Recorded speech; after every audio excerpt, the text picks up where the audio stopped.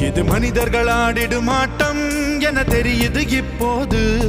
இது ஆண்டவன் ஆடிடும் ஆட்டம் என தெரிவது எப்போது.